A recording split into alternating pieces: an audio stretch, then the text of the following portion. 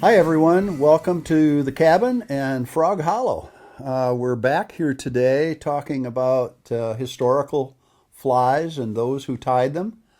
And today we're going to talk about the Muddler Minnow. The Muddler Minnow was developed by a Minnesotan, don't you know, by the name of Don Gapin. Don developed this fly in the mid 30s, 1937 is as close as we can date it. Don was a great angler and he loved to fish brook trout, and he developed this fly to fish some of the brook trout lakes and rivers, connecting rivers and lakes in Ontario to mimic what they called a muddler. A muddler, I think we know it today as a sculpin.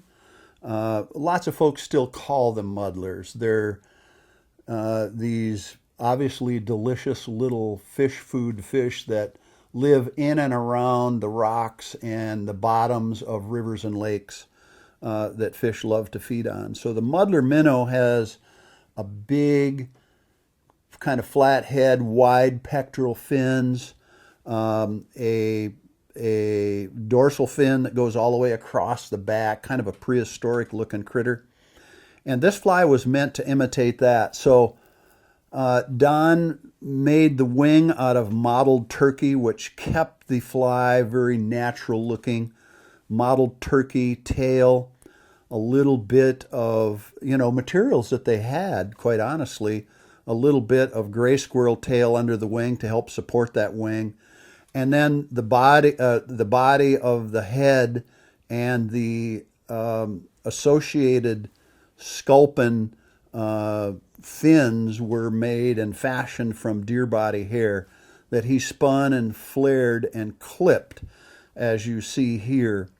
His original flies were a little sparser than this, and some say those original sparse flies actually fish better than the modern flies with this dense, packed head and all of the modern tying techniques that goes into it.